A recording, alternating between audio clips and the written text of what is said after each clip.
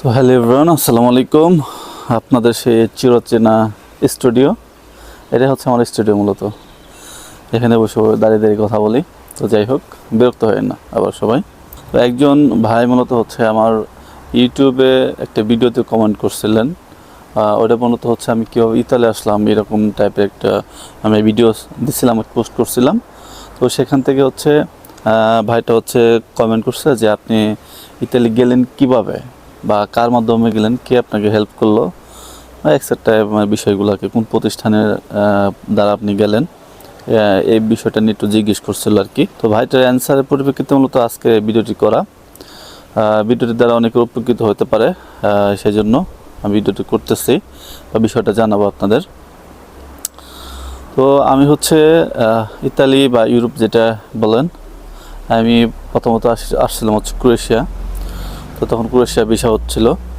তো আমাদের এলাকায় পাশে একজন বড় ভাই আছে। তো ওনার নাম হচ্ছে রফিকুল ইসলাম। আমি সাইটে ওনার পিকচারটা দিয়ে দেই। অনেকে চিনবেন, আমার ফ্রেন্ড লিস্টে আমার ফলোয়ার্সের মধ্যে অনেকে আছেন যারা ওনাকে চিনবেন। অনেক ভালো একজন মানুষ, আমার কাছে অনেক ভালো মানুষ, কারণ আমার সাথে কোনো প্রকার খারাপ বা দুই নম্বরে কিছু করে নাই। সেক্ষেত্রে আমার কাছে ভালো মানুষ। কার কাছে কেমন সেটা আমি জানি না, আমার ওপিনিয়ন আমি বললাম। তো ইনি হচ্ছে রফিক ভাই। তো ইনার মাধ্যমে হচ্ছে আমার ক্রোয়েশিয়া আসা। তো বিষয়টা হচ্ছে আমি প্রথমে জানতাম না। আমি আমার এক বন্ধুর মাধ্যমে মূলত জানি যে রফিক ভাই ইউরোপে ক্রোয়েশিয়াতে লোক নিচ্ছে আর কি, উনি হেল্প করতেছে। ওনার দ্বারা অনেকে গেছে এর পূর্বেও, এবং উনি মানুষ হিসেবে অনেক ভালো, সেটা শুনলাম, জানলাম সব কিছু। পরবর্তীতে চিন্তা করলাম না, ওনার কাছে তাহলে বইটা দেওয়া যায়, একটু ট্রাই করে দেখি যদি আমারও হয় আর কি। তো এই জন্য মূলত হচ্ছে ওনার সাথে যোগাযোগ করি আমি, এবং ওনার সাথে যোগাযোগ করার পর, এবং ওনার অফিস আছে একটা আমাদের ওইখানেই, আমাদের বাসা পাশে ওখানে একটা ছোট্ট শহর, যেটা বলা হচ্ছে তক্তাচালা নামে পরিচিত। এটা হচ্ছে তক্তাচালা আমাদের বাজারটা অর্ধেক হচ্ছে আপনার সখীপুর থানা, অর্ধেক হচ্ছে মির্জাপুর থানার মধ্যে পড়ছে আর কি।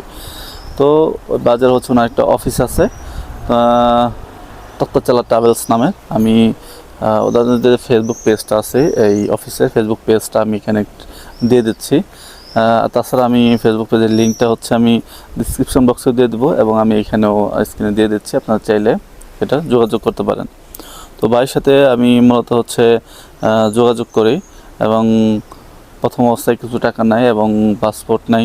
তারপর হচ্ছে খুব তাড়াতাড়ি আমার ওয়ার্ক পারমিট চলে আসে। দেন হচ্ছে আমি ভিসার জন্য নেপাল চলে যাই এবং সব প্রসেসিং করে দেয়, এবং সব কিছু কমপ্লিট হওয়ার পর নেপাল মোটামুটি 78 দিন থাকি আমি, তারপর ভিসা হয়ে যায়। দেন হচ্ছে আমি দেশে চলে আসি, বাংলাদেশে চলে আসি, এবং বাংলাদেশে হচ্ছে 20-25 দিন বা 30 দিন মতো আমি ছিলাম। তার হচ্ছে আমি ক্রোয়েশিয়া চলে যাই, এবং ক্রোয়েশিয়া আমি কোম্পানিতে মোটামুটি 4 মাসের মতো ছিলাম, এবং পরবর্তীতে আমি কোম্পানি থেকে ইতালি চলে আসি। তো এটা হচ্ছে বিষয়। তো অনেক যে ভাই মূলত কমেন্ট করছিলেন যে আপনি কীভাবে আসলেন, কার মাধ্যমে আসলেন, তো আমি ডিটেলসটা দিয়ে দিলাম। জানি না ভাই রফিক ভাই এখন লোক নিচ্ছে বা অনেক কিছু কাজ করছে কিনা এখন আমি সেটা জানি না। তবে যদি ভিডিওটি দ্বারা অনেক উপকৃত হয়, যদি কেউ উপকৃত হন, তার ভিডিওটি লাইক করে দিন বা শেয়ার করে দিন, যেটাই হোক। তো ধন্যবাদ জানাই হচ্ছে ওই ভাইটাকে, যিনি মূলত কমেন্ট করছেন, কারণ ওনার কমেন্টের জন্য হচ্ছে ভিডিওটি করা।